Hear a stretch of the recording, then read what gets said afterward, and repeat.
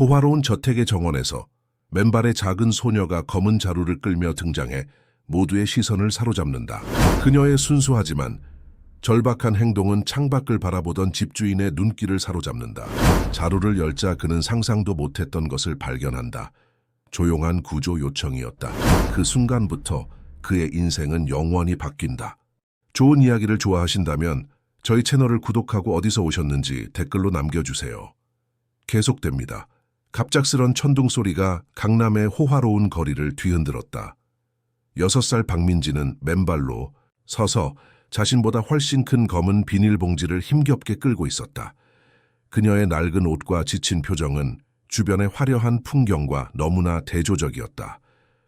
이곳은 서울 강남구의 가장 부유한 동네였다. 최신식 고급 자동차들이 도로를 가득 채우고 완벽하게 다듬어진 정원들과 최첨단 건축물들이 즐비했다. 그 중에서도 언덕 위에 자리한 최태우의 저택은 단연 돋보였다. 최태우는 한국 최대 기술 기업 미래테크의 CEO로 그의 재산은 상상을 초월했다. 비가 내리기 시작했다. 처음에는 가볍게 내리던 빗방울이 점점 굵어졌다. 민지의 작은 어깨는 이미 젖어 있었지만 그녀는 멈추지 않았다. 최태우의 저택으로 향하는 길고 가파른 진입로를 한 걸음 한 걸음 오르며 그녀는 가끔 멈춰 숨을 고르곤 했다. 그녀의 작은 손에는 검은 봉지가 들려 있었고 그 안에서는 무언가가 미세하게 움직이고 있었다. 저기, 너 어디서 왔니? 저택의 정문에서 경비를 서고 있던 김경호는 이상한 광경을 목격하고 재빨리 우산을 들고 민지에게 다가갔다. 그는 20년 넘게 최태우의 저택을 지켜왔지만 이런 상황은 처음이었다. 작은 소녀가 혼자서 그것도 이런 폭우 속에 저택에 찾아온 적은 없었다. 아저씨, 도와주세요. 민지의 목소리는 빗소리에 묻혀 거의 들리지 않았다. 그녀의 눈에는 눈물이 고여 있었지만 그것이 빗물인지 실제 눈물인지 구분하기 어려웠다. 어디 사는 아이니? 부모님은 어디 계시니?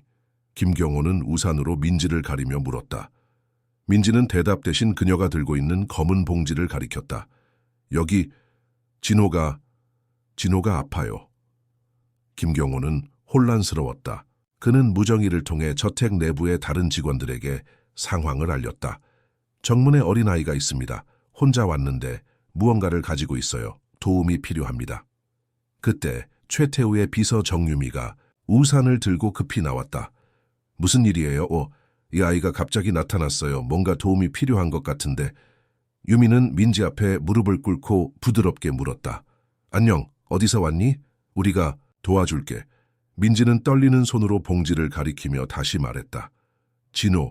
진호가 많이 아파요. 엄마도 아파요. 유미는 조심스럽게 봉지를 열어보려 했지만 민지가 고개를 저었다. 아니에요. 최태우 아저씨한테만 보여줄 거예요. 유미와 김경호는 놀란 눈빛을 교환했다. 이 어린 소녀가 어떻게 최태우의 이름을 알고 있는 걸까? 더 놀라운 것은 그녀가 분명한 목적을 가지고 이곳에 온 것처럼 보인다는 점이었다. 조회, 사장님은 지금 중요한 회의 중이셔. 하지만 내가 네 상황을 전달해 볼게. 유미가 말했다. 뭐 아니에요. 민지의 목소리가 갑자기 커졌다. 지금 당장 만나야 해요. 진호가 계속 아파요. 그 순간 저택의 2층 창문에서 한 남자가 아래를 내려다보고 있었다. 최태우였다. 그는 화상 회의 중이었지만 정원에서 벌어지는 이상한 광경이 그의 시선을 사로잡았다. 그는 회의를 잠시 중단하고 창가로 다가갔다. 저기 누구 있나요? 그가 창문을 열고 소리쳤다. 민지는 그 소리를 듣자마자 고개를 들었다. 그녀의 눈에는 희망의 빛이 어렸다. 최태우 아저씨, 도와주세요. 최태우는 이 낯선 상황에 당황했지만 어떤 직감이 그를 움직이게 했다. 그는 재빨리 회의실을 나와 계단을 내려갔다. 그가 현관문을 열자 유미가 민지를 데리고 들어오고 있었다. 사장님, 이 아이가 들어오게 해. 최태우가 말했다. 그의 목소리는 차분했지만 그의 눈에는 걱정이 깃들어 있었다. 민지는 떨리는 다리로 저택 안으로 들어갔다. 바닥에 물방울이 떨어졌지만 아무도 신경 쓰지 않았다. 모두의 관심은 민지와 그녀가 들고 있는 검은 봉지에 집중되어 있었다. 내 이름은 최태우야. 너는 누구니? 최태우가 민지의 눈높이에 맞춰 몸을 낮추며 물었다. 박민지예요. 그녀의 목소리는 작았지만 분명했다. 진호 때문에 왔어요. 진호가 많이 아파요. 엄마도 아파요. 도와주세요. 최태우는 민지가 가리키는 봉지를 바라보았다. 무언가가 그 안에서 미세하게 움직이고 있었다. 그는 조심스럽게 봉지를 열었다. 그리고 그 안에서 본 것에 충격을 받았다. 봉지 안에는 작은 아기가 있었다. 약 6개월 된 것으로 보이는 남자아이였다. 아기는 창백한 얼굴로 힘겹게 숨을 쉬고 있었다. 그 옆에는 여러 약병들과 의료 서류들 그리고 작은 수첩이 흩어져 있었다. 이게 진호니? 최태우가 놀라움을 감추지 못하며 물었다. 민지는 고개를 끄덕였다. 네, 진호가 아파요. 엄마도 아파요. 엄마가 움직이지 않아요. 최태우의 얼굴이 창백해졌다. 그는 재빨리 유미에게 지시했다. 즉시 구급차를 불러 2대. 하나는 이 아기를 위해 다른 하나는 엄마는 명동 근처 낡은 아파트에 있어요. 민지가 말했다. 엄마가 이 주소를 주면서 도움이 필요하면 이곳으로 오라고 했어요. 민지는 구겨진 종이 한 장을 내밀었다. 거기에는 최태우의 저택 주소가 적혀 있었다. 최태우는 더욱 혼란스러워졌다. 그는 이 여성을 알지 못했다. 왜 그녀는 자신의 딸에게 이 주소를 줬을까? 김 비서 즉시 이 주소로 가서 상황을 확인해 주세요. 최태우는 민지가 준 또 다른 쪽지에 적힌 주소를 가리키며 말했다. 의료팀과 함께요. 민지는 지친 눈으로 최태우를 바라보았다. 아저씨가 도와줄 거라고 엄마가 그랬어요. 엄마가 말했어요. 최태우 아저씨는 우리를 도와줄 거라고. 최태우는 더욱 당혹스러워졌다. 그는 이 가족과 어떤 연관이 있는 걸까? 왜 그의 이름이 이들에게 희망이 되었을까? 아기 진호의 호흡이 더욱 힘들어졌다. 최태우는 재빨리 행동했다. 그는 자신의 차를 가져오게 한 후 민지와 진호를 태우고 직접 가장 가까운 종합병원으로 향했다. 구급차를 기다리는 것보다 자신이 직접 데려가는 것이 더 빠를 것이라고 판단한 것이다. 차 안에서 민지는 최태우에게 조금씩 이야기를 들려주었다. 그녀의 엄마 박수진은 최근 몇 개월간 깊은 우울증에 시달리고 있었다. 그녀의 아버지는 1년 전 건설 현장 사고로 더 이상 곁에 없었고 그 후 가족은 경제적으로 어려워졌다. 진호는 태어날 때부터 건강 문제가 있었고 비싼 의료비 때문에 가족은 더욱 궁지에 몰렸다. 엄마가 계속 우는 것을 봤어요. 민지가 말했다. 오늘 아침 엄마가 제 손을 잡고 이 주소를 줬어요. 만약 무슨 일이 생기면 이 사람을 찾아가렴. 그가 도와줄 거야 라고 말했어요. 최태우는 침묵 속에서 운전을 계속했다. 그의 마음속에는 수많은 질문이 맴돌았다. 왜 그녀의 엄마는 자신을 선택했을까? 그는 이 가족을 알지 못했다. 아니면 혹시 병원에 도착하자 의료진들이 재빨리 아기 진호를 응급실로 데려갔다. 민지는 최태우의 손을 꼭 잡고 있었다. 그녀의 작은 손은 차갑고 젖어 있었지만 그녀의 소나기는 놀라울 정도로 강했다. 아저씨, 엄마는 괜찮을까요? 민지가 떨리는 목소리로 물었다. 최태우는 민지의 눈을 바라보았다. 그 눈에는 두려움과 희망이 공존하고 있었다. 그는 그 순간 무언가를 깨달았다. 이 작은 소녀가 그에게서 찾은 것은 단순한 도움이 아니었다. 그것은 구원이었다. 걱정하지 마, 민지야. 내가 있잖아.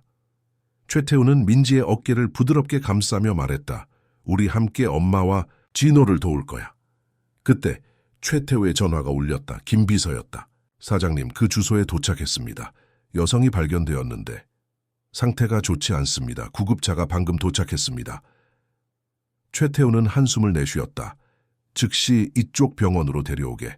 최고의 의료진을 준비시키겠네. 그는 전화를 끊고 민지를 바라보았다. 이 작은 소녀가 얼마나 많은 용기를 가지고 있는지, 그녀가 얼마나 절박한 상황에서 이 모든 일을 해냈는지 생각하니 가슴이 아팠다. 의사가 다가와 진호의 상태를 알려주었다.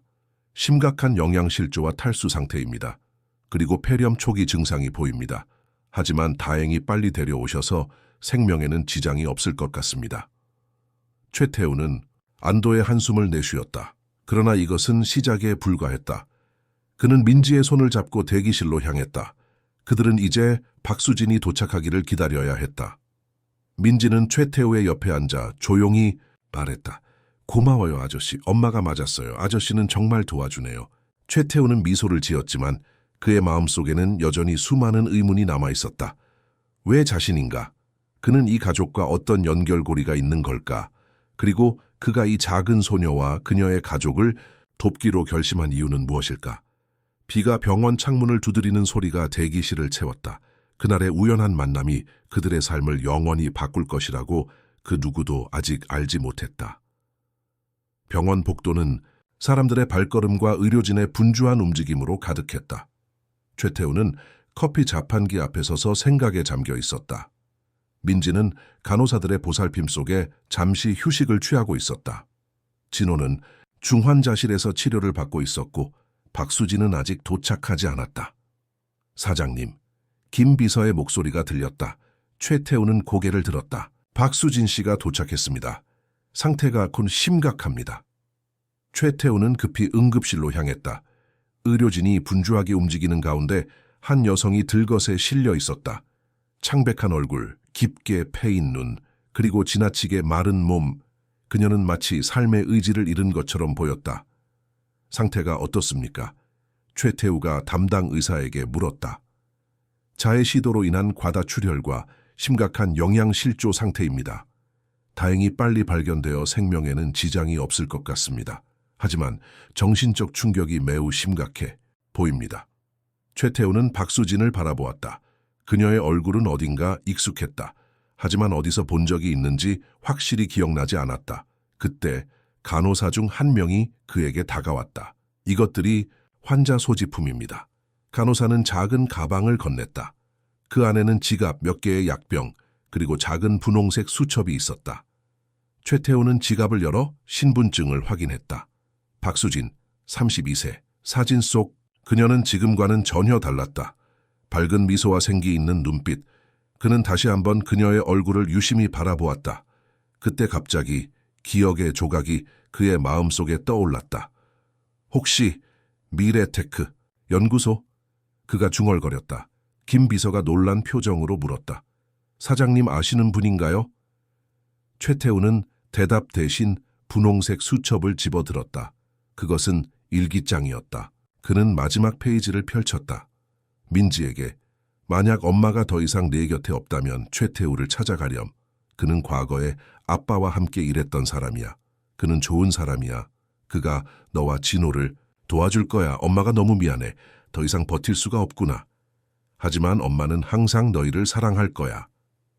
최태우의 손이 떨렸다. 이제 그는 기억났다. 박수진의 남편, 박진우. 그는 5년 전 미래테크의 연구소에서 일했던 뛰어난 엔지니어였다. 그들은 함께 혁신적인 프로젝트를 진행했었다. 하지만 진우는 갑작스럽게 회사를 떠났고 그 후로 연락이 끊겼다. 김 비서, 박진우의 관한 정보를 모두 찾아봐. 최태우가 지시했다. 그때 민지가 복도에 나타났다.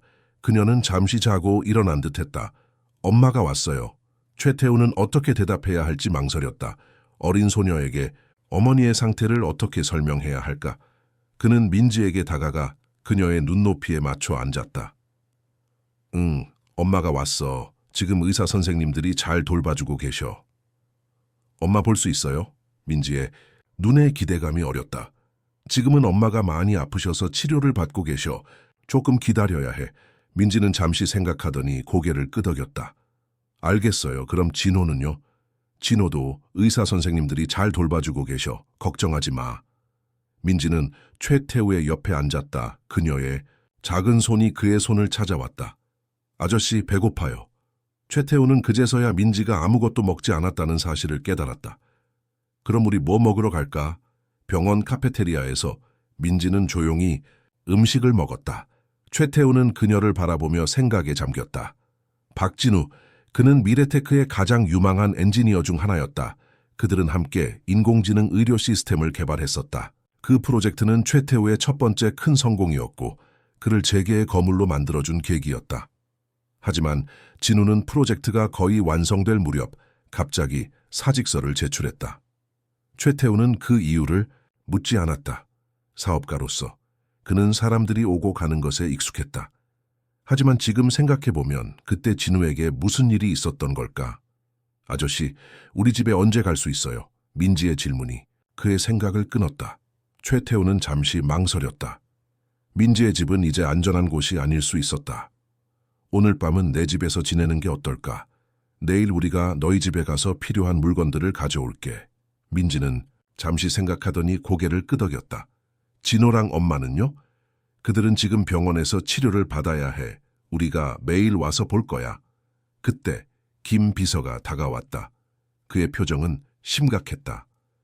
사장님, 박진호 씨에 관한 정보를 찾았습니다. 최태우는 민지를 보며 미소를 지었다. 민지야, 저기 간호사 언니가 너에게 줄 장난감이 있으시대. 잠시 가서 받아올래? 민지가 간호사에게 가자 최태우는 김 비서에게 고개를 돌렸다. 어떤 내용이지? 박진호 씨는 1년 전 건설 현장 사고로 중상을 입었습니다. 그 후 6개월간 병원 신세를 졌고 결국 김 비서는 말을 멈추고 주변을 살폈다. 더 이상 회복이 불가능했습니다. 최태우의 얼굴이 굳었다. 진우가 더 이상 이 세상에 없다는 사실이 그를 충격에 빠뜨렸다. 왜 나는 이 소식을 듣지 못했지? 그가 미래테크를 떠난 후 작은 건설 회사에서 일했습니다. 사고 당시 보험도 제대로 들지 않은 상태였고 회사는 최소한의 보상금만 지급했습니다. 그 후 가족은 심각한 경제적 어려움에 처했습니다. 최태우는 깊은 한숨을 내쉬었다. 그는 진우와 함께 일했던 날들을 떠올렸다. 그들은 동료였고 어쩌면 친구였을 수도 있었다. 하지만 사업이 커지면서 최태우는 점점 더 많은 사람들과 일했고 진우와 같은 개인들은 그저 수많은 직원 중 하나가 되어버렸다. 사장님, 그리고 또 하나, 김 비서가 망설이며 말을 이었다. 박진우 씨의 마지막 프로젝트, 그것이 미래테크의 의료 AI 시스템의 핵심 알고리즘이었습니다. 최태우의 눈이 커졌다. 의료 AI 시스템은 미래테크의 가장 성공적인 제품이었다. 그것은 전 세계 병원들에 판매되어 수많은 생명을 구했고 회사에 엄청난 수익을 안겨주었다. 그리고 그 핵심은 진우의 작품이었다. 진우가 회사를 떠난 이유 알아봤나? 최태우가 물었다. 김 비서는 고개를 저었다. 정확한 이유는 찾지 못했습니다. 다만 그가 떠나기 직전 특허 문제로 법무팀과 몇 차례 미팅을 가진 기록이 있습니다. 최태우는 갑자기 불편한 예감이 들었다. 그는 회사가 커지면서 모든 세부 사항을 직접 관리하지 못했다. 법무팀이 어떤 결정을 내렸는지 그는 모든 것을 알지 못했다. 더 자세히 알아봐. 모든 관련 문서, 이메일, 회의록 모두 찾아봐. 김 비서는 고개를 끄덕이고 자리를 떠났다. 최태우는 다시 민지를 바라보았다. 그녀는 간호사에게 받은 곰 인형을 안고 있었다. 그녀의 순수한 눈빛이 그의 마음을 아프게 했다. 그날 밤 최태우는 민지를 자신의 저택으로 데려갔다. 그녀는 처음으로 깨끗한 침대에서 잠들었지만 몇 번이나 악몽에 시달려 깨어났다. 최태우는 밤새 그녀의 방 앞에서 지켰다. 다음 날 아침 최태우는 민지의 집을 방문했다. 그것은 명동 근처의 낡은 아파트였다. 작고 허름한 원룸에는 세 사람의 생활 흔적이 가득했다. 벽에는 가족 사진이 걸려 있었다. 행복하게 웃고 있는 진우, 수진, 그리고 어린 민지. 진호는 아직 태어나지 않은 시절의 사진이었다. 최태우는 방 구석에 있는 작은 책상으로 다가갔다. 그곳에는 노트북과 여러 서류들이 있었다. 그는 조심스럽게 서류들을 살펴보았다. 대부분은 병원비 청구서, 미납 고지서, 그리고 대출 관련 서류들이었다. 가족의 경제적 상황이 얼마나 절박했는지를 보여주는 증거들이었다. 그때 그의 눈에 익숙한 로고가 들어온 서류 한 장이 눈에 띄었다. 미래테크의 로고였다. 그것은 특허 관련 서신이었다. 내용은 진우가 개발한 알고리즘에 대한 권리가 전적으로 회사에 있다는 내용이었다. 계약 조건에 따르면 그는 어떠한 로열티도 받을 수 없었다. 최태우의 가슴이 무거워졌다. 그는 이 결정에 직접 관여하지 않았지만 회사의 CEO로서 책임이 있었다. 진우의 천재적인 발명이 회사에 수십억 달러의 가치를 창출한 반면 그와 그의 가족은 극심한 빈곤에 시달리고 있었다. 노트북을 열자 비밀번호가 필요했다. 최태우는 주변을 둘러보다가 책상 옆에 붙어있는 작은 포스트잇을 발견했다. 거기에는 민지진호 0517이라고 적혀 있었다. 아이들의 이름과 아마도 중요한 날짜인 듯했다. 비밀번호를 입력하자 노트북이 켜졌다. 바탕화면에는 투태우 댐피4라는 파일이 있었다. 최태우는 떨리는 손으로 그 파일을 클릭했다. 화면에 박진우의 얼굴이 나타났다. 그는 병원 침대에 누워 있었고 많이 야위어 보였다. 최태우 씨 안녕하세요. 이렇게 연락드리게 되어 죄송합니다. 제가 얼마 남지 않았다는 걸 알게 되었습니다. 제가 가장 걱정하는 건 제 가족입니다. 수진이는 제가 없으면 무너질 것이고 아이들은 민지는 아직 어리고 진호는 태어날 때부터 건강 문제가 있었습니다. 진우는 잠시 숨을 고르더니 계속했다. 당신에게 원망은 없습니다. 비즈니스는 비즈니스니까요. 하지만 부탁이 있습니다. 제가 없어진 후 만약 제 가족이 당신을 찾아간다면 제발 그들을 도와주세요. 저는 그들에게 당신이 좋은 사람이라고 말했습니다. 그들에게 마지막 희망이 되어주세요. 영상은 거기서 끝났다. 최태우는 한동안 움직일 수 없었다. 그의 눈에는 눈물이 고였다. 진우는 그에게 원망이 없다고 했지만 최태우는 자신이 무언가를 놓쳤다는 것을 알았다. 그는 CEO로서 더 나은 결정을 내렸어야 했다. 더 공정하게, 더 인간적으로. 그는 천천히 노트북을 닫고 주변을 둘러보았다. 이 작은 방은 한 가족의 꿈과 절망으로 가득 차 있었다. 그리고 이제 그것은 그의 책임이 되었다. 최태우는 민지의 옷과 필요한 물건들을 가방에 담았다. 그리고 진호의 작은 옷들과 장난감들도 챙겼다. 방을 나서기 전 그는 한 번 더 가족 사진을 바라보았다. 약속할게, 진우야. 내 가족을 지키겠다. 병원으로 돌아가는 길, 최태우의 마음은 결단으로 가득 찼다. 그는 이제 무엇을 해야 하는지 알았다. 이것은 단순한 자선이 아니었다. 그것은 빚을 갚는 일이었다. 그리고 그것은 그의 삶을 영원히 바꿀 결정이 될 것이었다. 병원 복도의 시계가 새벽 3시를 가리키고 있었다. 최태우는 병원 VIP 병실 밖 의자에 앉아 분홍색 수첩을 들여다보고 있었다. 박수진의 일기장이었다. 그는 일기장을 열어볼지 말지 고민했다. 다른 사람의 사적인 기록을 읽는 것은 침범이었지만 수진과 아이들을 돕기 위해서는 그녀의 상황을 더 잘 이해해야 했다. 깊은 숨을 들이마신 후 그는 일기장을 열었다. 첫 페이지에는 3년 전 날짜가 적혀 있었다. 오늘 진우가 새로운 프로젝트를 시작했다. 그는 너무 신나 있다. 인공지능을 이용한 의료 시스템이라고 한다. 그가 이렇게 열정적인 모습을 보니 나도 행복하다. 민지도 아빠가 늦게 들어와도 투정 부리지 않는다. 우리 가족에게 좋은 일이 생길 것 같은 예감이 든다. 최태우는 페이지를 넘겼다.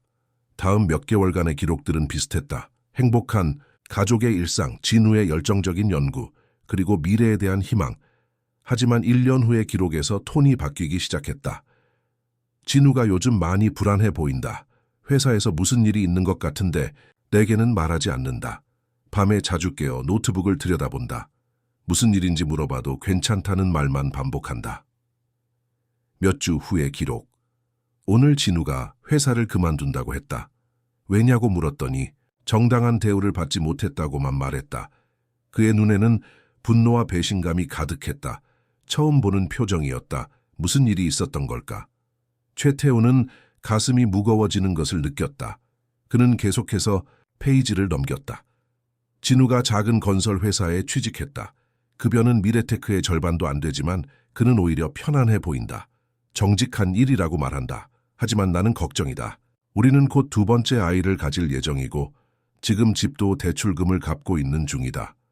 그리고 진우의 사고 당일, 오늘 진우에게서 전화가 왔다. 평소보다 일찍 들어온다고 했다. 민지의 생일, 케이크를 사오겠다고. 그런데 그 후로 연락이 없다. 불안하다. 진우야 어디 있니? 다음 페이지는 눈물 자국으로 얼룩져 있었다. 어떻게 이런 일이? 진우가 건설 현장에서 추락했다. 의사는 상태가 심각하다고 한다.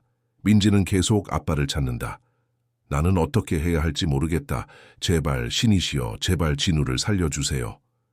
최태우는 잠시 일기장을 덮고 눈을 감았다. 그는 자신의 회사에서 무슨 일이 있었는지 더 알아봐야 했다. 법무팀이 진우에게 어떤 계약을 강요했는지, 왜 그가 그렇게 회사를 떠났는지. 일기장을 다시 열자 진우의 병원 생활이 시작되었다. 진우가 의식을 되찾았다. 하지만 의사는 완전한 회복은 어려울 거라고 한다. 척추 손상이 심각하다고, 보험금은 치료비의 일부밖에 커버하지 못한다. 회사는 책임을 회피하고 있다. 어떻게 해야 하지? 오늘 진호가 태어났다. 진우는 아들을 보고 울었다. 그는 아들을 안아보지도 못했다. 그저 멀리서 바라볼 뿐이다. 민지는 동생이 생겨 좋아하지만 아빠가 왜 집에 오지 않는지 계속 묻는다. 진우에게 문제가 있다. 의사는 면역체계에 이상이 있다고 한다. 특별한 치료가 필요하다고. 하지만 그 비용은 우리가 어떻게 감당할 수 있을까? 최태우는 페이지를 빠르게 넘겼다. 일기는 점점 더 절망적이 되어갔다.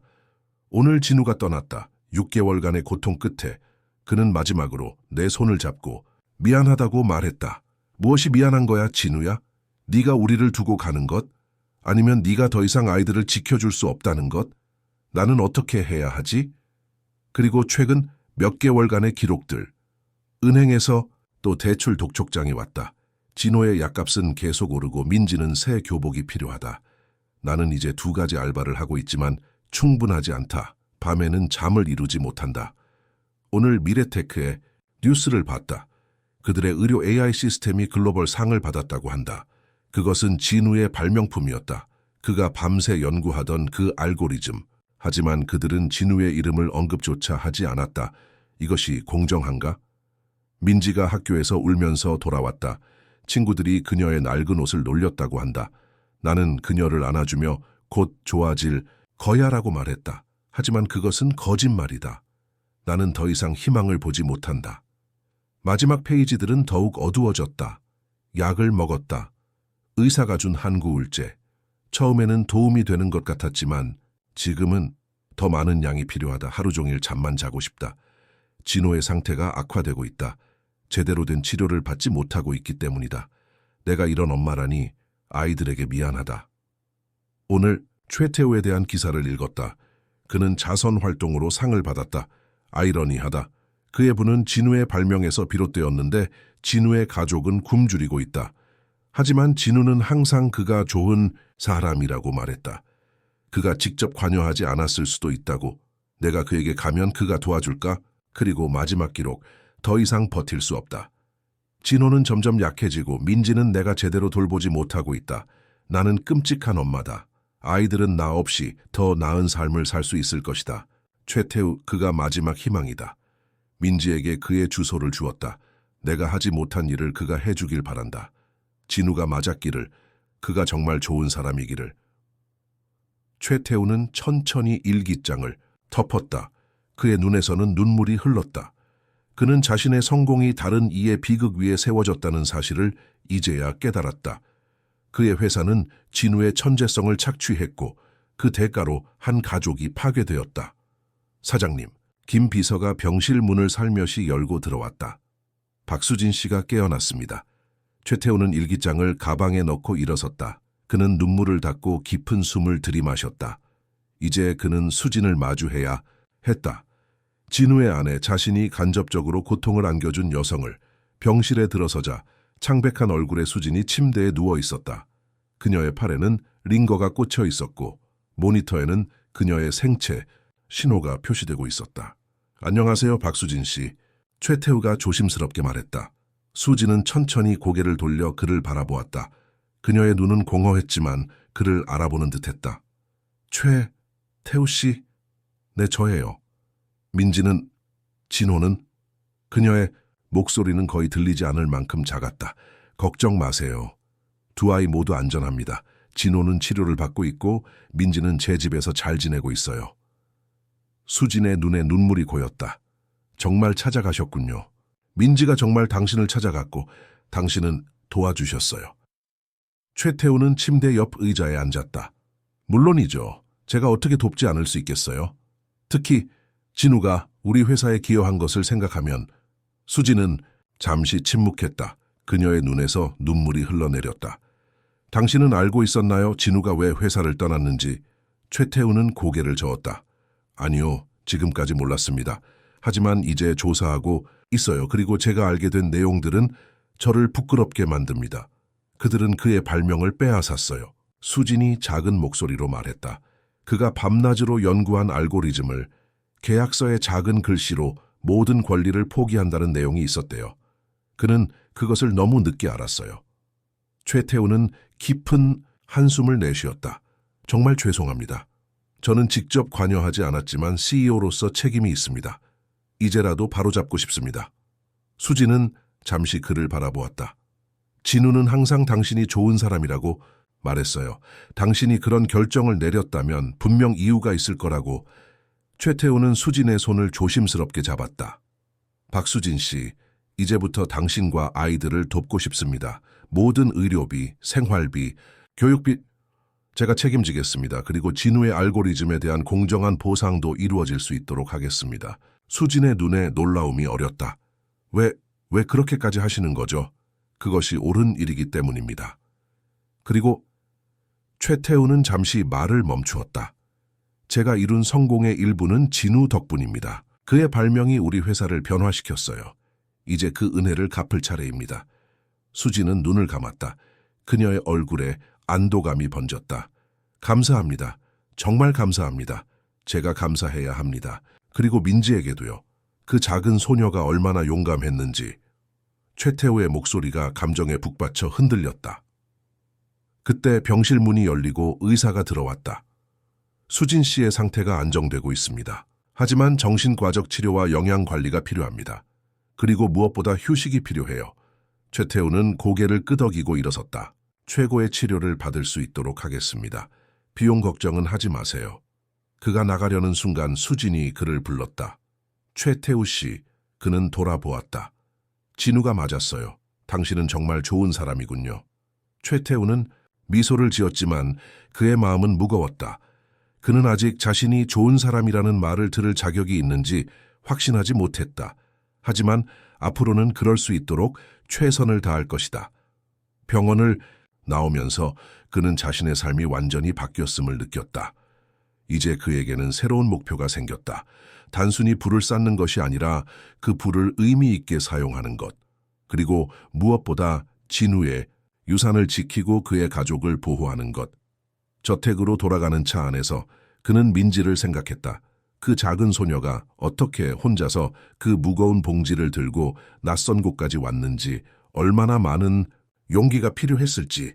그녀의 순수한 결단력이 그의 마음을 움직였다. 어쩌면 그녀에게서 배울 것이 많을지도 모른다. 다음 날 최태우는 민지를 데리고 병원에 갔다. 진호의 상태는 호전되고 있었고 수진도 조금씩 기력을 되찾고 있었다. 민지는 어머니를 보자 달려가 안겼다.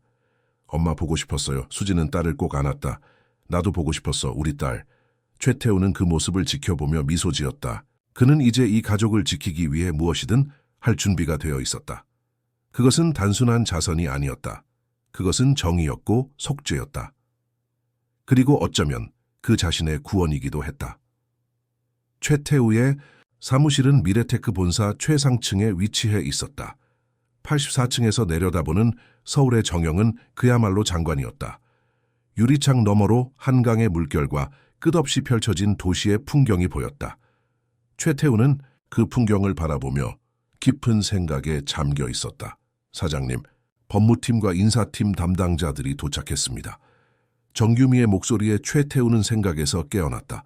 그는 고개를 끄덕였다. 들어오시라고 해. 회의실로 들어선 사람들의 표정은 긴장감으로 가득했다. 최태우가 갑자기 긴급 회의를 소집한 이유를 아직 아무도 모르고 있었다. 앉으세요.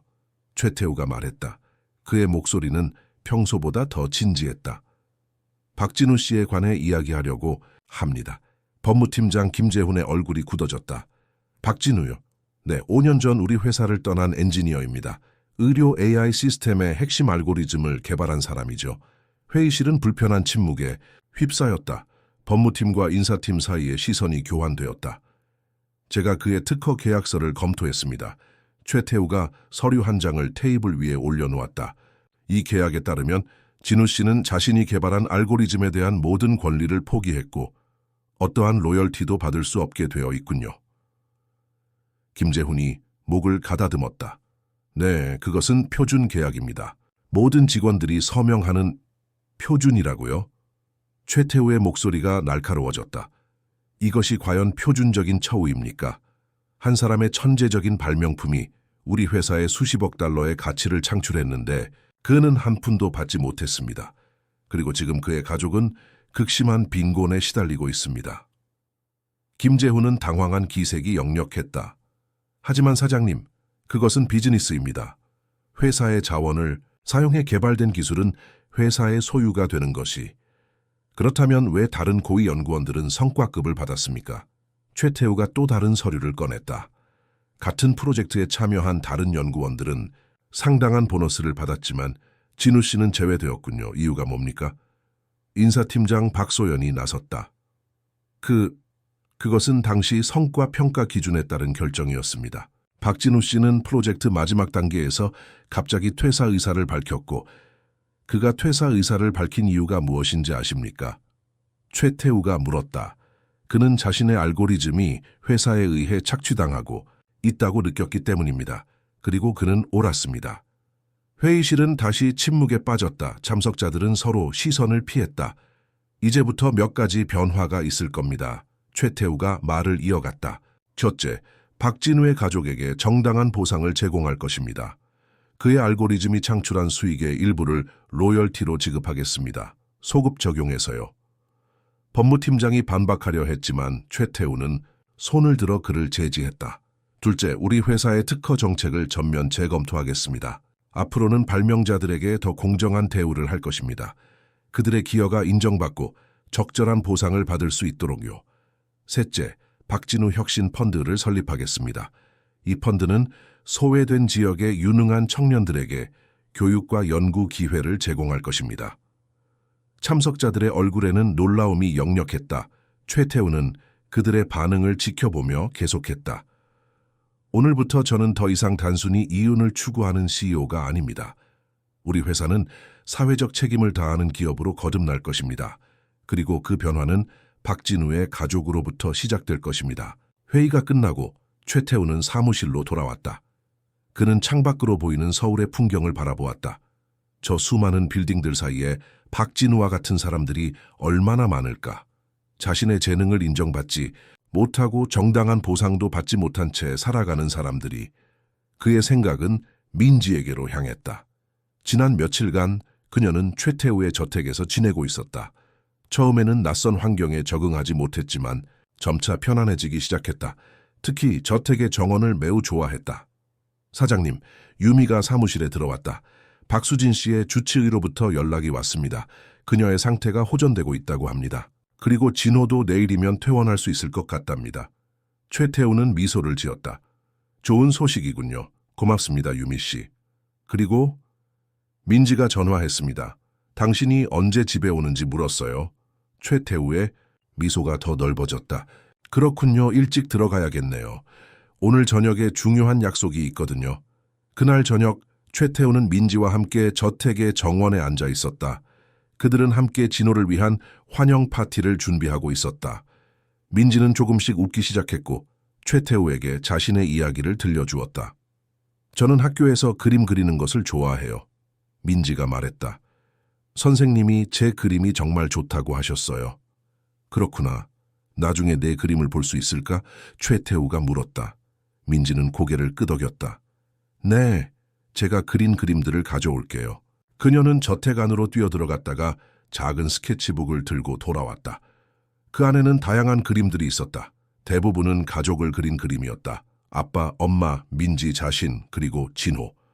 이건 우리 가족이에요. 민지가 그림을 가리키며 말했다. 아빠는 이제 하늘나라에 있지만 저는 항상 그림 속에 아빠를 그려요. 최태우는 가슴이 아팠다. 그는 민지의 머리를 부드럽게 쓰다듬었다. 정말 아름다운 그림이구나, 민지야. 이건 제가 오늘 그린 그림이에요. 네, 민지가 마지막 페이지를 펼쳤다. 최태우는 놀라움의 말을 잃었다. 그림 속에는 민지의 가족뿐만 아니라 그도 함께 있었다. 그들은 모두 손을 잡고 웃고 있었다. 이건 나도 있네? 최태우가 물었다. 민지는 미소를 지었다. 네, 아저씨도 이제 우리 가족이잖아요. 최태우는 감정이 복받쳐 오르는 것을 느꼈다. 이 작은 소녀의 순수한 마음이 그를 감동시켰다. 그는 그동안 얼마나 외로웠던 걸까? 거대한 저택, 수많은 직원들, 엄청난 하지만 정작 가족은 없었다. 고마워, 민지야. 그가 작은 목소리로 말했다. 다음 날 진호가 병원에서 퇴원했다. 최태우는 직접 차를 몰고 가서 그를 데려왔다. 작은 아기는 이제 건강을 되찾아 생기가 돌았다. 그의 작은 얼굴에는 미소가 번졌다. 저택에 도착하자 민지는 동생을 보고 기뻐 소리쳤다. 진호야, 드디어 집에 왔구나. 최태우는 집이라는 단어에 주목했다. 민지에게 이 저택이 이미 집이 되어가고 있었다. 그것은 그를 기쁘게 했다. 수지는 아직 병원에 있었지만 그녀의 상태도 점차 호전되고 있었다. 의사들은 그녀가 일주일 후면 퇴원할 수 있을 것이라고 예상했다. 그때까지 최태우는 아이들을 돌보기로 했다. 그는 유미에게 최고의 보모를 고용하도록 지시했지만 직접 많은 시간을 아이들과 보내기로 결심했다. 그는 일정을 조정하여 매일 저녁과 주말을 아이들과 함께할 수 있도록 했다. 어느 날 저녁 최태우는 민지에게 책을 읽어주고 있었다. 진호는 이미 잠들어 있었다. 이야기가 끝나자 민지가 물었다.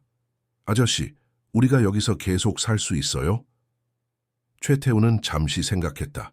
물론이지. 너희 엄마가 퇴원하면 함께 상의해봐야겠지만 나는 너희가 여기 있으면 좋겠어. 민지는 미소 지었다. 저도요. 여기 정원이 정말 좋아요. 그리고 아저씨도요. 최태우는 민지의 이마에 부드럽게 키스했다. 이제 자렴. 내일은 엄마를 보러 갈 거니까. 민지가 잠든 후 최태우는 자신의 서재로 향했다. 그는 컴퓨터 앞에 앉아 새로운 프로젝트 계획을 세우고 있었다. 박진우 재단의 설립 계획이었다. 이 재단은 단순히 진우의 가족을 돕는 것을 넘어 비슷한 상황에 처한 다른 가족들도 지원할 것이다. 경제적 어려움에 처한 발명가들의 가족, 정신 건강 문제로 고통받는 사람들, 그리고 의료 지원이 필요한 아이들. 이것이 바로 내가 해야 할 일이야. 최태우는 중얼거렸다. 그는 오랫동안 자신의 부를 어떻게 의미 있게 사용할 수 있을지 고민해왔다. 그리고 이제 그 답을 찾았다. 다음 날 최태우는 아이들을 데리고 병원으로 향했다. 수지는 많이 회복되어 있었다. 그녀의 얼굴에 다시 혈색이 돌았고 눈빛도 생기가 돌아왔다. 엄마, 민지가 병실로 달려들어가 수진을 안았다. 수지는 딸을 꼭 안아주었다. 우리 민지, 보고 싶었어. 최태우는 진호를 안고 있었다. 그는 조심스럽게 수진에게 다가갔다. 진호도 엄마를 보고 싶어 했어요. 수지는 아들을 받아들고 그의 작은 얼굴에 키스했다.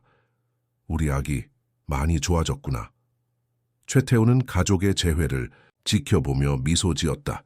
그는 잠시 병실을 나와 그들에게 사적인 시간을 주기로 했다. 복도에서 기다리고 있을 때 김 비서가 병원에 도착했다. 그는 서류 가방을 들고 있었다. 사장님, 요청하신 서류들입니다. 최태우는 가방을 받아 열어보았다. 그 안에는 박진우 재단의 설립에 필요한 모든 법적 서류들이 준비되어 있었다. 그리고 박진우의 알고리즘에 대한 새로운 특허 계약서도 있었다. 이 계약서에 따르면 박수진은 앞으로 알고리즘이 창출하는 수익의 5%를 로열티로 받게 될 것이다. 잘했습니다. 김 비서, 이 서류들을 박수진 씨에게 설명해 드리겠습니다. 잠시 후 최태우는 다시 병실로 들어갔다. 민지는 엄마의 침대 위에 앉아 학교에서 있었던 일들을 이야기하고 있었다. 진호는 수진의 품에서 평화롭게 잠들어 있었다. 실례합니다. 최태우가 말했다. 박수진 씨, 잠시 이야기 나눌 수 있을까요? 수진은 고개를 끄덕였다. 민지는 최태우를 바라보며 미소 지었다. 민지야, 잠시 밖에 나가 있을래? 김 비서 아저씨가 너에게 줄 선물이 있으시대. 민지는 기쁜 표정으로 병실을 나갔다. 최태우는 수진 옆에 앉았다.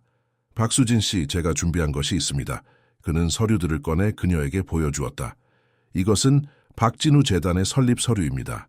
그리고 이것은 진우 씨의 알고리즘에 대한 새로운 계약서입니다. 수진은 놀란 표정으로 서류들을 바라보았다. 이게 다 무슨... 진우 씨가 개발한 알고리즘은 우리 회사에 엄청난 가치를 창출했습니다. 그동안 그에 대한 정당한 보상이 이루어지지 않았지만 이제라도 바로잡고 싶습니다. 최태우는 계약서의 내용을 자세히 설명했다. 수진의 눈에는 눈물이 고였다. 그리고 박진우 재단은 비슷한 상황에 처한 다른 가족들을 돕기 위한 것입니다. 당신이 원한다면 이 재단의 이사로 참여해 주셨으면 합니다. 수진은 한동안 말을 잇지 못했다. 그녀는 그저 최태우를 바라볼 뿐이었다. 왜 이렇게까지 하시는 거죠? 그녀가 마침내 물었다. 최태우는 진호의 작은 손을 부드럽게 쓰다듬었다. 처음에는 책임감 때문이었습니다. 제 회사가 진우 씨에게 잘못했다는 걸 알게 되었을 때 그것을 바로잡아야 한다고 생각했어요. 그는 잠시 생각에 잠겼다가 계속했다. 하지만 이제는 그것보다 더 큰 이유가 있습니다. 민지가 저에게 가져온 것은 단순한 도움, 요청이 아니었어요. 그것은 새로운 시작이었습니다. 저에게 그리고 어쩌면 우리 사회에게도요. 수지는 천천히 고개를 끄덕였다. 그녀의 눈에서 눈물이 흘러내렸지만 이번에는 슬픔의 눈물이 아니었다. 그것은 희망의 눈물이었다. 진우가 항상 말했어요. 세상은 생각보다 더 좋은 곳이라고. 그리고 사람들은 기회가 주어지면 선한 일을 한다고. 그가 옳았네요. 최태우는 미소 지었다. 당신의 남편은 현명한 사람이었군요. 그리고 당신의 딸은 용감합니다. 그녀는 저에게 많은 것을 가르쳐 주었어요. 그날 이후 최태우의 삶은 완전히 달라졌다. 그는 더 이상 단순히 성공한 기업인이 아니었다. 그는 이제 목적을 가진 사람이 되었다. 그리고 그 목적은 박진우의 유산을 지키고 그의 가족을 보호하며 더 많은 사람들을 돕는 것이었다. 박진우 재단의 설립은 그저 시작에 불과했다. 최태우의 마음속에는 더 큰 계획이 자라나고 있었다. 그리고 그 계획의 중심에는 항상 민지가 있었다. 검은 봉지를 들고 그의 저택까지 찾아온 그 작은 소녀가 가을의 선선한 바람이 강남의 거리를 쓸고 지나갔다. 최태우의 저택 정원에는 노란 은행잎들이 하나둘씩 떨어지고 있었다. 정원 한가운데에서 민지가 진호와 함께 놀고 있었다. 진호는 이제 8개월이 되었고 건강을 완전히 되찾아 밝은 웃음을 되찾았다. 진호야, 이쪽으로 와봐. 민지가 소리쳤다. 진호는 아직 걷지는 못했지만 기어다니는 속도가 놀라울 정도로 빨랐다. 그는 신나게 웃으며 누나를 향해 기어갔다. 정원 벤치에 앉아있던 수지는 그 모습을 바라보며 미소 지었다. 그녀도 많이 달라졌다. 건강한 체중을 되찾았고 눈빛에도 생기가 돌아왔다. 우울증 치료는 계속되고 있었지만 그녀는 이제 다시 삶의 의미를 찾기 시작했다. 아이들이 정말 행복해 보이네요. 최태우가 수진 옆에 앉으며 말했다. 수지는 고개를 끄덕였다. 네, 정말 그래요. 특히 민지는 완전히 달라졌어요. 예전에는 항상 조용하고 불안해 보였는데 이제는 매일 웃고 노래해요. 민지는 정말 특별한 아이예요. 최태우가 말했다. 그녀의 용기가 아니었다면 우리는 지금 여기 함께 있지 않았을 거예요. 수지는 깊은 숨을 들이마셨다. 최 사장님, 지난 3개월 동안 베풀어 주신 모든 것에 정말 감사드립니다. 저희에게 집을 제공해 주시고 진호의 치료비를 부담해 주시고 제 치료도 도와주시고 그리고 무엇보다 박진우 재단을 설립해 주셔서. 최태우는 손을 들어 그녀의 말을 부드럽게 막았다. 감사할 필요 없어요. 이것은 제가 해야 할 일이었습니다. 그리고 솔직히 말하면 여러분이 제 삶에 들어온 것은 축복이었어요. 그는 잠시 아이들을 바라보다가 계속했다. 제가 성공한 사업가가 되기 위해 많은 것을 희생했습니다. 그 과정에서 가장 중요한 것들을 잃어버렸죠. 가족, 진정한 연결, 삶의 의미. 하지만 민지가 그날 제 저택에 나타났을 때 무언가가 변했어요. 수지는 최태우의 진심 어린 말에 감동했다. 그녀는 처음에는 그가 단순히 죄책감에서 그들을 돕는다고 생각했다. 하지만 시간이 지날수록 그녀는 최태우가 진정으로 그들을 아끼고 있다는 것을 느꼈다. 박진우 재단의 첫 번째 프로젝트가 다음 주에 시작됩니다. 최태우가 화제를 바꾸며 말했다. 정신건강 위기에 처한 가족들을 위한 종합지원센터죠. 상담, 의료지원, 재정지원, 직업훈련, 모든 것이 한 곳에서 이루어질 겁니다. 수진의 눈이 반짝였다. 정말 멋진 프로젝트네요. 많은 가족들에게 도움이 될 거예요. 당신도 함께 참여해 주셨으면 합니다. 최태우가 말했다. 당신의 경험은 다른 사람들에게 큰 도움이 될 수 있어요. 물론 준비가 되셨을 때만요. 수지는 잠시 생각에 잠겼다. 그녀는 자신의 고통스러운 경험을 다른 사람들을 돕는 데 사용할 수 있다는 생각을 한 적이 없었다. 하지만 최태우의 말을 들으니 그것이 가능해 보였다. 생각해 볼게요. 그녀가 말했다. 사실 제가 다시 일을 시작하고 싶다는 생각을 하고 있었어요. 아이들이 이제 안정을 찾았으니 어떤 일을 하고 싶으세요? 최태우가 물었다. 예전에 저는 간호사였어요. 수진이 말했다. 진우를 만나기 전에요. 하지만 결혼하고 민지를 낳은 후에는 일을 그만뒀죠. 최태우는 놀란 표정을 지었다. 그런 배경이 있었군요. 그렇다면 재단의 의료지원팀에서 일하는 것은 어떨까요? 당신의 경험과 전문 지식이 큰 도움이 될 것 같은데요. 수진의 얼굴에 미소가 번졌다. 정말요? 그것은 좋을 것 같아요. 그때 민지가 그들에게 달려왔다. 그녀의 얼굴은 기쁨으로 빛나고 있었다. 엄마, 태우 아저씨, 진호가 일어섰어요. 혼자서요. 그들은 재빨리 일어나 진회계로 갔다. 작은 아기는 정원 잔디 위에서 불안정하게 서 있었다. 그의 작은 다리는 떨리고 있었지만 그는 용감하게 균형을 잡으려 노력하고 있었다. 와, 진호야. 수진이 감탄했다. 정말 대단하구나. 최태우는 휴대폰을 꺼내 재빨리 그 순간을 사진으로 담았다. 우리 진호가 벌써 이렇게 컸네. 우리 진호라는 표현이 자연스럽게 그의 입에서 나왔다. 수진은 그 말을 듣고 살짝 놀랐지만 불편하지 않았다. 오히려 따뜻한 느낌이 들었다. 진호는 몇 초 동안 서 있다가 다시 엉덩이로 떨어졌다. 하지만 그의 얼굴에는 성취감에 미소가 번졌다. 민지는 신이 나서 박수를 쳤다. 오늘 저녁에 특별한 저녁 식사를 해야겠어요. 진호의 첫 걸음을 축하하기 위해서 최태우가 제안했다. 좋아요. 민지가 소리쳤다. 피자, 먹을 수 있어요. 최태우와 수진은 서로 웃음을 교환했다. 물론이지, 오늘은 피자의 날이다. 최태우가 말했다. 그날 저녁 그들은 저택의 테라스에서 피자를 먹으며 즐거운 시간을 보냈다. 최태우는 오랜만에 진정한 가족의 따뜻함을 느꼈다.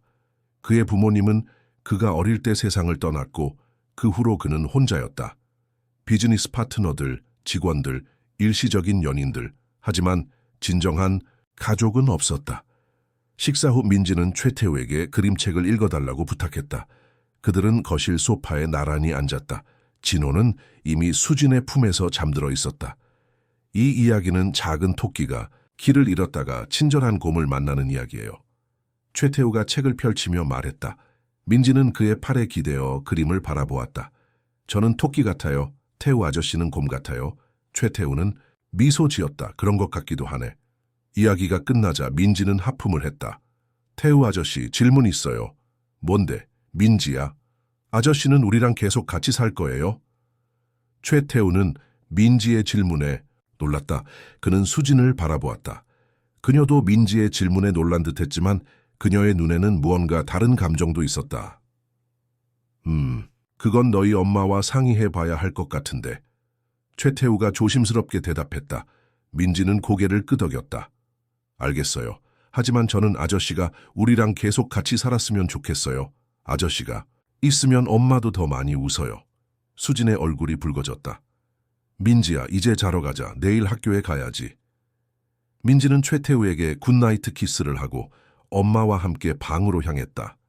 최태우는 소파에 앉아 민지의 말을 곱씹었다. 아저씨가 있으면 엄마도 더 많이 웃어요. 그 말이 그의 마음을 따뜻하게 했다. 잠시 후 수진이 거실로 돌아왔다. 그녀는 조금 불안해 보였다. 민지의 말에 당황하셨다면 죄송해요. 그녀가 말했다. 아이들은 때때로 너무 솔직하게 말하죠. 최태우는 미소 지었다. 괜찮아요. 사실 나는 민지의 솔직함이 좋아요. 그리고 그녀의 말이 틀리지 않다면 더 좋고요. 수지는 소파의 반대편에 앉았다. 무슨 뜻이죠? 당신이 웃을 때 저도 행복합니다. 최태우가 진지하게 말했다. 지난 몇 개월 동안 저는 당신과 아이들과 함께하는 시간이 얼마나 소중한지 깨달았어요. 그리고 이것이 계속되었으면 좋겠어요. 수지는 깊은 숨을 들이마셨다. 최 사장님, 태우라고 불러주세요. 그가 말했다. 우리는 이제 그런 사이가 아닌가요? 수지는 잠시 망설이다가 고개를 끄덕였다. 태우 씨, 저도 이 시간들이 소중합니다. 당신이 우리에게 베풀어준 모든 것에 감사해요. 하지만, 최태우가 물었다. 저는 당신이 단지 책임감 때문에 이러는 것은 아닌지 걱정돼요. 진우의 일 때문에 느끼는 죄책감, 그것이 시간이 지나면 사라질 수도 있잖아요. 그리고 그때 당신이 우리를 다르게 보게 된다면. 최태우는 수진의 손을 부드럽게 잡았다. 처음에는 책임감이었을지도 몰라요. 하지만 지금은 다릅니다. 이것은 선택입니다. 내가 원하는 삶, 내가 원하는 가족, 당신과 아이들과 함께. 수진의 눈에 눈물이 고였다. 정말인가요? 네, 정말입니다. 최태우가 확신에 찬 목소리로 말했다. 수진 씨, 당신과 아이들은 제 삶에 의미를 가져다 주었어요. 민지의 용기, 진호의 순수함, 그리고 당신의 강인함, 이 모든 것이 저를 변화시켰어요. 수진은 말을 잇지 못했다. 그녀의 마음은 혼란스러웠다. 진우에 대한 사랑은 여전히 그녀의 마음속에 있었다. 하지만 동시에 최태우에 대한 새로운 감정도 자라나고 있었다. 시간이 필요해요. 그녀가 마침내 말했다. 모든 것이 너무 빨리 변했어요. 하지만 저도 당신과 함께하는 시간이 행복해요. 최태우는 이해한다는 듯이 고개를 끄덕였다.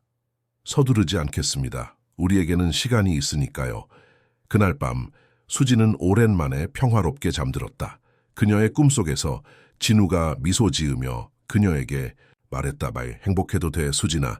너와 아이들이 행복하다면 나도 행복해. 다음 날 아침 수지는 새로운 결심을 가지고 일어났다. 그녀는 과거에 얽매이지 않고 미래를 향해 나아갈 준비가 되어 있었다. 아침 식사 테이블에서 그녀는 최태우에게 말했다. 재단에서 일하고 싶어요. 제 경험을 살려서 다른 사람들을 돕고 싶습니다. 최태우의 얼굴에 미소가 번졌다. 정말 기쁜 소식이네요. 당신은 분명 많은 사람들에게 희망을 줄 수 있을 거예요. 그리고 수진이 말을 이어갔다. 민지의 질문에 대한 답이에요. 저희는 당신과 함께 살고 싶어요. 하지만 천천히 한 걸음씩 나아가고 싶어요. 최태우는 수진의 손을 잡았다. 물론이죠. 우리는 함께 새로운 시작을 만들어 갈 거예요. 그날부터 그들은 진정한 가족으로 함께 살기 시작했다. 최태우는 자신의 일에 대한 접근 방식을 바꾸었다. 그는 이제 더 많은 시간을 가족과 함께 보냈고 사회적 책임을 중시하는 기업 문화를 만들어 갔다. 수지는 박진우 재단에서 정신건강 위기에 처한 가족들을 지원하는 팀의 리더가 되었다. 그녀의 개인적인 경험과 전문 지식은 많은 가족들에게 큰 도움이 되었다. 민지는 학교에서 더욱 활발하게 지내기 시작했고 그림 실력도 계속해서 발전했다. 최태우는 그녀의 그림을 사무실에 자랑스럽게 전시했다. 진호는 건강하게 자라며 첫 걸음마를 시작했다. 그의 웃음소리는 저택 전체를 밝게 만들었다. 어느 주말 그들은 함께 한강공원으로 소풍을 갔다. 가을 햇살이 따뜻하게 내리쬐는 날이었다. 민지와 진호는 잔디밭에서 뛰어놀았고 최태우와 수지는 돗자리에 나란히 앉아 그들을 지켜보았다. 행복하세요? 최태우가 수진에게 물었다. 수지는 미소 지었다. 네, 정말 행복해요. 몇 개월 전만 해도 상상할 수 없었던 행복이에요. 저도 그래요. 최태우가 말했다. 민지가 그날 제 저택에 나타나지 않았다면 저는 여전히 외롭고 공허한 삶을 살고 있었을 거예요. 수지는 최태우의 손을 잡았다. 우리는 서로에게 두 번째 기회를 선물한 것 같아요. 그리고 그것은 단지 시작에 불과해요. 최태우가 말했다. 우리가 함께라면 더 많은 사람들에게 두 번째 기회를 줄 수 있을 거예요. 그들은 서로를 바라보며 미소 지었다. 그들의 눈에는 미래에 대한 희망과 서로에 대한 사랑이 빛나고 있었다. 민지와 진호의 웃음소리가 공원에 울려 퍼지는 가운데 그들은 이제 진정한 가족이 되었다는 것을 알았다. 그리고 그것은 모두 한 작은 소녀의 용기에서 시작되었다. 검은 봉지를 들고 낯선 저택을 찾아간 민지의 결단력이 네 사람의 삶을 영원히 바꾸어 놓았다. 때로는 가장 작은 행동이 가장 큰 변화를 만들어낸다는 것을 증명하듯이 봄비가 서울의 거리를 촉촉이 적시고 있었다. 강남 한복판에 위치한 새 건물 앞에는 박진우 희망센터라는 간판이 빛나고 있었다. 개관식을 알리는 현수막이 바람에 나부꼈고 많은 사람들이 우산을 든 채 건물 앞에 모여 있었다. 최태우는 단상 위에 서서 마이크를 잡았다. 그의 옆에는 수진이 서 있었고 앞줄에는 민지와 진호가 앉아 있었다. 진호는 이제 14개월이 되었고 민지는 7살이 되었다.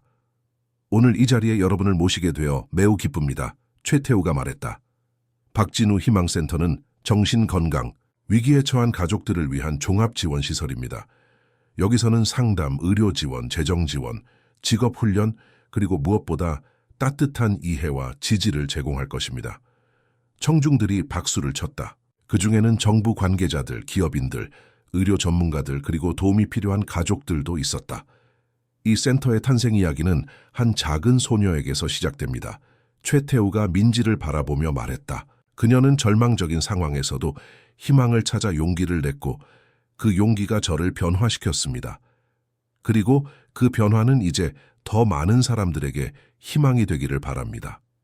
최태우는 마이크를 수진에게 넘겼다. 수진은 잠시 긴장한 듯 보였지만 곧 차분한 목소리로 말하기 시작했다. 저는 박수진입니다. 이 센터의 이름을 가진 박진우의 아내이자 민지와 진호의 엄마입니다. 1년 전 저는 깊은 절망 속에 있었습니다. 남편을 잃고 경제적 어려움과 정신적 고통 속에서 더 이상 희망을 볼 수 없었죠. 하지만 제 딸 민지의 용기와 최태우 씨의 도움으로 저는 두 번째 기회를 얻었습니다. 수진의 목소리가 약간 떨렸지만 그녀는 계속했다. 이 센터는 저와 같은 상황에 처한 분들에게 희망이 되길 바랍니다. 당신은 혼자가 아닙니다. 도움을 요청하는 것은 약함이 아니라 용기입니다. 그리고 이곳에는 항상 여러분을 도울 준비가 된 사람들이 있습니다. 수진의 말이 끝나자 큰 박수가 터져 나왔다. 민지는 자리에서 일어나 엄마에게 달려가 안겼다. 사람들의 눈에는 감동의 눈물이 고였다. 테이프 커팅식이 끝나고 사람들은 센터 내부를 둘러보기 시작했다. 건물은 5층으로 이루어져 있었다. 1층에는 상담실과 접수처가, 2층에는 의료시설이, 3층에는 직업훈련센터가, 4층에는 임시거주시설이, 그리고 5층에는 행정실과 회의실이 있었다. 최태우는 수진과 함께 방문객들을 안내하며 센터의 비전을 설명했다. 이 센터는 단순한 지원을 넘어 지역사회의 인식을 변화시키는 역할도 할 것입니다. 정신건강에 대한 편견을 줄이고 서로 돕는 문화를 만들어가고자 합니다. 행사가 한창일 때 한 여성이 조심스럽게 수진에게 다가왔다. 그녀의 눈은 불안함과 희망이 뒤섞여 있었다. 저 박수진 씨인가요? 여성이 물었다. 수진은 고개를 끄덕였다. 네, 그렇습니다. 저는 이미연이라고 합니다. 저도 비슷한 상황에 있어요. 남편은 알코올 중독으로 가족을 떠났고 저는 두 아이를 혼자 키우고 있어요. 요즘 너무 힘들어서 어떻게 해야 할지 모르겠어요. 수진은 미연의 손을 따뜻하게 잡았다. 있어. 함께 이야기 나눠볼까요? 여기 조용한 상담실이 있어요. 최태우는 그들이 상담실로 향하는 모습을 바라보며 미소 지었다. 이것이 바로 그가 원했던 것이었다. 한 사람의 경험이 다른 사람에게 희망이 되고 그 희망이 또 다른 사람에게 전해지는 것. 개관식 이후 센터는 빠르게 지역사회의 중요한 자원이 되었다. 첫 달에만 100명이 넘는 사람들이 도움을 요청했고 그 숫자는 계속해서 증가했다. 미래테크의 직원들도 자원봉사자로 참여하기 시작했고 다른 기업들도 후원에 동참했다. 최태우는 이 모델을 전국으로 확장하기 위한 계획을 세우고 있었다. 그는 수진과 함께 부산, 대구, 광주 등 다른 도시에도 비슷한 센터를 설립하고자 했다. 어느 날 저녁, 최태우와 수진은 저택의 테라스에서 와인을 마시며 이야기를 나누고 있었다. 아이들은 이미 잠들어 있었다. 센터가 생각보다 더 빨리 성장하고 있어요. 수진이 말했다. 처음에는 이렇게 많은 사람들이 도움을 요청할 줄 몰랐어요. 최태우는 고개를 끄덕였다. 그만큼 도움이 필요한 사람들이 많다는 뜻이겠죠. 하지만 동시에 그들이 이제 도움을 요청할 수 있는 곳이 있다는 것은 희망적인 변화입니다. 미연 씨가 오늘 직업훈련 프로그램을 시작했어요. 수진이 말했다. 그녀는 요리에 재능이 있어서 제과 제빵 과정을 선택했죠. 그녀의 눈에 다시 빛이 돌아오는 것을 보니 정말 기뻤어요. 최태우는 수진의 손을 잡았다. 당신이 그들에게 큰 힘이 되고 있어요. 당신의 경험과 공감 능력은 정말 특별해요. 수진은 미소 지었다. 저는 그저 제가 받은 도움을 다른 사람들에게 전하고 있을 뿐이에요. 그리고 그것이 저를 치유하는 과정이기도 해요. 그들은 잠시 서울의 야경을 바라보며 침묵했다. 1년 전 그들의 삶은 완전히 달랐다. 수진은 절망 속에 있었고 최태우는 성공했지만 공허했다. 그리고 이제 그들은 함께 새로운 삶을 만들어가고 있었다. 이번 주말에 민지의 미술 전시회가 있어요. 수진이 말했다. 학교에서 하는 작은 행사지만 민지에게는 매우 중요한 일이에요. 물론 가야죠. 최태우가 말했다. 미래테크에 중요한 미팅이 있지만 다시 일정을 조정할게요. 민지의 전시회가 더 중요하니까. 수지는 최태우를 바라보았다. 그는 정말 많이 변했다. 예전에는 일이 최우선이었지만 이제는 가족이 먼저였다. 그리고 그것이 그를 더 행복하게 만들었다. 고마워요, 태우 씨. 수진이 말했다. 당신이 우리 가족에게 얼마나 소중한지 알아요. 최태우는 수진을 바라보았다. 그녀의 눈에는 이제 예전의 슬픔 대신 평화와 사랑이 깃들어 있었다. 나도 알아요. 그리고 당신과 아이들이 나에게 얼마나 소중한지도요. 그는 조심스럽게 수진에게 가까이 다가갔다. 그들은 몇 개월 동안 서로에 대한 감정을 키워왔지만 아직 그 이상의 관계로 발전하지는 않았다. 최태우는 수진에게 충분한 시간과 공간을 주고 싶었다. 수진 씨, 그가 부드럽게 말했다.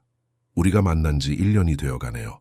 그동안 많은 것이 변했어요. 그리고 저는 당신에 대한 제 감정도 확실해졌어요. 수진은 긴장한 듯 숨을 들이마셨다. 저도 비슷한 생각을 하고 있었어요. 정말요? 최태우의 눈이 반짝였다. 수진은 고개를 끄덕였다. 네. 처음에는 혼란스러웠어요. 진우에 대한 사랑은 여전히 제 마음 한 구석에 있고 그것은 변하지 않을 거예요. 하지만 당신에 대한 새로운 사랑도 자라났어요. 최태우는 수진의 얼굴을 부드럽게 쓰다듬었다. 저는 당신의 과거를 존중해요. 진우는 항상 당신과 아이들의 삶의 일부일 거예요. 그리고 저는 그것을 받아들이고 존중합니다. 수진의 눈에 눈물이 고였다. 고마워요. 당신은 정말 특별한 사람이에요, 최태우. 그들의 입술이 서로를 향해 다가갔다. 그것은 부드럽고 달콤한 첫 키스였다. 서울의 밤하늘에 별들이 빛나는 가운데 그들은 새로운 시작을 맞이했다. 다음 날 최태우는 일찍 사무실에 도착했다. 그는 중요한 발표를 준비하고 있었다. 미래테크의 이사회에서 그는 회사의 새로운 비전을 제시할 예정이었다. 여러분, 최태우가 이사회 회의실에서 말했다. 지난 1년 동안 우리 회사는 많은 변화를 겪었습니다. 박진우 재단과 희망센터의 설립은 단순한 자선 활동이 아닌 우리 기업의 정체성을 재정의하는 계기가 되었습니다. 이사들은 주에 깊게 경청했다. 최태우는 계속했다. 오늘 저는 미래테크의 새로운 비전을 제시하고자 합니다. 기술로 연결하고 인간으로 변화시킨다. 우리의 목표는 단순히 혁신적인 기술을 개발하는 것이 아니라 그 기술을 통해 인간의 삶을 개선하고 사회적 문제를 해결하는 것입니다. 그는 새로운 프로젝트들을 소개했다. 정신건강 모니터링 앱, 취약계층을 위한 저비용 의료 장비, 교육 격차를 줄이기 위한 AI 튜터링 시스템 등 모든 프로젝트는 사회적 가치와 비즈니스 가치를 동시에 추구했다. 이것이 미래테크의 새로운 방향입니다. 우리는 이윤만을 추구하는 기업이 아니라 사회적 책임을 다하는 기업이 되고자 합니다. 그리고 저는 이것이 우리의 장기적인 성공을 위한 열쇠라고 믿습니다. 이사회는 처음에는 회의적이었지만 최태우가 제시한 구체적인 사업 계획과 예상 성과를 검토한 후 대부분이 새로운 비전에 동의했다. 사실 박진우 재단과 관련된 활동들은 이미 미래테크의 이미지를 크게 향상시켰고 이는 간접적으로 매출 증가로 이어지고 있었다.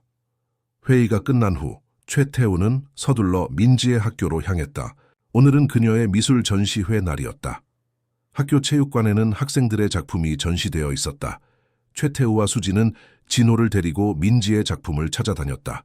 마침내 그들은 민지의 그림을 발견했다. 그것은 가족 초상화였다. 민지, 진호, 수진 그리고 최태우가 손을 잡고 있는 그림이었다. 하지만 특이한 점은 그림 속에는 또 한 명의 인물이 있었다. 하늘에서 그들을 내려다보고 있는 진우였다. 아빠는 항상 우리를 지켜보고 있어요. 민지가 그림 옆에 서서 설명했다. 그리고 우리가 행복한 것을 보면 아빠도 행복할 거예요. 최태우와 수지는 서로를 바라보았다. 그들의 눈에는 감동의 눈물이 고였다. 민지는 그들 모두를 가족으로 받아들였고 동시에 아버지의 기억도 소중히 간직하고 있었다. 정말 아름다운 그림이구나, 민지야. 최태우가 말했다. 우리는 정말 행복한 가족이야. 민지는 환하게 웃으며 최태우와 수진을 안았다. 진호도 작은 팔을 뻗어 가족 포옹에 참여했다. 그 순간 한 여성이 그들에게 다가왔다. 그녀는 40대 중반으로 보였고 우아한 차림새였다. 실례합니다. 여성이 말했다. 혹시 최태우 씨이신가요? 최태우는 고개를 끄덕였다. 네, 그렇습니다. 저는 김지영이라고 합니다. 국립아동복지원의 원장이에요. 그녀가 자신을 소개했다. 민지의 그림이 정말 인상적이어서 다가왔는데 그런데 최 사장님을 알아보게 되었네요. 아, 반갑습니다. 최태우가 인사했다. 최근에 박진우 희망센터에 대해 많이 들었어요. 지영이 말했다. 우리 기관에서도 정신건강 문제로 어려움을 겪는 아이들이 많은데 혹시 협력할 수 있는 방법이 있을까 해서요. 최태우의 눈이 반짝였다. 물론이죠. 저희도 아이들을 위한 프로그램을 확장하고 싶었어요. 다음 주에 시간이 되시면 센터로 방문해 주시겠어요? 함께 논의해보고 싶습니다. 그들은 연락처를 교환했고 지영은 민지의 그림을 한 번 더 칭찬한 후 자리를 떠났다. 이것 봐, 또 하나의 기회가 찾아왔네. 최태우가 수진에게 말했다. 우리의 영향력이 계속해서 확장되고 있어요. 수진은 미소 지었다. 민지의 그림이 또 다른 연결고리를 만들었군요. 그녀는 정말 특별한 아이예요. 그래, 우리 가족 모두가 특별해. 최태우가 말했다. 그리고 우리는 함께 더 많은 특별한 일들을 할 거야. 그날 저녁, 그들은 민지의 성공을 축하하기 위해 외식을 했다. 식사를 마친 후 그들은 한강변을 따라 산책했다. 진호는 최태우의 어깨 위에 올라타 있었고 민지는 수진의 손을 잡고 있었다. 엄마, 태우 아빠, 민지가 갑자기 말했다. 우리 정말 행복하지 않아요? 최태우와 수진은 놀란 눈빛을 교환했다. 민지가 처음으로 최태우를 아빠라고 불렀다. 그래, 우리는 정말 행복해. 최태우가 감동에 젖은 목소리로 대답했다. 그들은 서로를 바라보며 미소 지었다. 한강의 물결 위에 비치는 달빛처럼 그들의 행복은 평화롭게 빛나고 있었다. 그리고 그 행복은 이제 다른 사람들에게도 번져가고 있었다. 5년이 흘렀다. 서울의 가을은 어느 때보다 아름다웠다. 남산타워 근처 대형 컨퍼런스 센터에서는 제1회 정신건강 및 가족지원 국제포럼이 개최되고 있었다. 세계 각국에서 온 전문가들과 정책 입안자들, 기업인들이 한자리에 모여 정신건강 위기와 가족지원 시스템에 대해 논의하고 있었다. 포럼의 메인 행사는 박진우 재단의 창립 5주년 기념식이었다. 무대 위에는 최태우와 박수진이 나란히 서 있었다. 그들의 결혼 반지가 무대 조명 아래 반짝였다. 3년 전 그들은 가족과 가까운 친구들만 초대한 작은 결혼식을 올렸다. 민지는 꽃을 들고 앞장섰고 진호는 반지를 들고 따라왔다. 5년 전 한 작은 소녀가 저의 집 문을 두드렸습니다. 최태우가 마이크를 잡고 말했다. 그녀는 겨우 6살이었지만 그녀의 용기와 결단력은 저를 깊이 감동시켰습니다. 그날 이후 저의 삶은 완전히 바뀌었습니다. 청중 가운데 이제 11살이 된 민지가 미소 지으며 앉아 있었다. 그녀 옆에는 6살이 된 진호와 그들의 새 동생 3살 최서윤이 있었다. 서윤이는 최태우와 수진 사이에서 태어난 딸이었다. 처음에는 한 가족을 돕는 것에서 시작했지만 곧 그것이 더 큰 변화의 시작이 될 수 있다는 것을 깨달았습니다. 최태우가 계속했다. 오늘날 박진우 재단은 전국에 12개의 희망센터를 운영하고 있으며 매년 5,000명 이상의 가족들에게 도움을 제공하고 있습니다. 수진이 마이크를 받아 이어서 말했다. 우리의 사명은 단순히 위기에 처한 가족들을 돕는 것을 넘어 사회 전체의 인식을 변화시키는 것입니다. 정신건강에 대한 편견을 줄이고 서로 돕는 문화를 만들어가는 것이죠. 그리고 가장 중요한 것은 희망을 잃은 사람들에게 두 번째 기회가 있다는 것을 보여주는 것입니다. 그들의 발표가 끝나자 큰 박수가 터져 나왔다. 이어서 다양한 성공 사례들이 소개되었다. 이미연은 이제 재단에서 운영하는 제과점의 매니저가 되어 있었다. 그녀의 두 아이들은 건강하게 자라고 있었고 그녀 자신도 다른 싱글맘들을 돕는 멘토로 활동하고 있었다. 행사가 진행되는 동안 민지는 작은 메모장에 뭔가를 열심히 적고 있었다.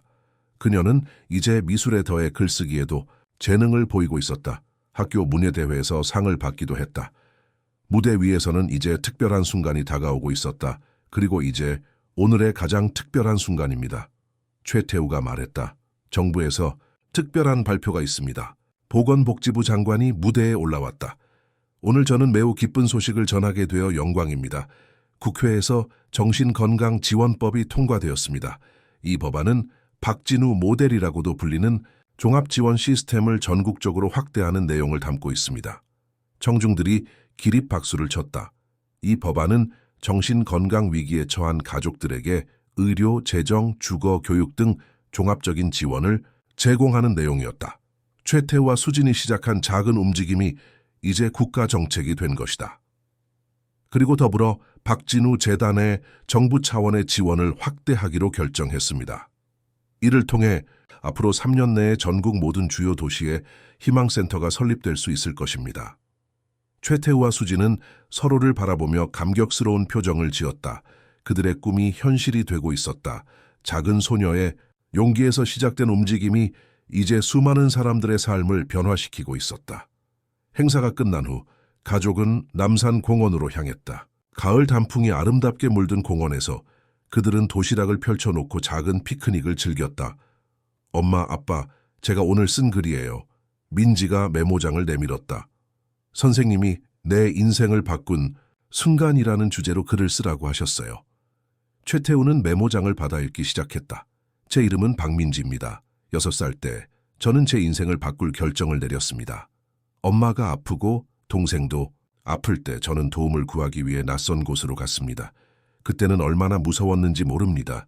하지만 저는 알았어요. 무언가를 하지 않으면 모든 것을 잃을 수도 있다는 것을. 그날 저는 최태우 아빠를 만났습니다. 처음에는 그저 엄마와 진호를 도와줄 수 있는 부자였습니다. 하지만 곧 그는 우리 가족이 되었고 수많은 다른 가족들에게도 희망이 되었습니다. 사람들은 제가 용감했다고 말합니다. 하지만 저는 그저 사랑하는 사람들을 지키고 싶었을 뿐입니다. 때로는 가장 작은 행동이 가장 큰 변화를 만들어낸다는 것을 저는 배웠습니다.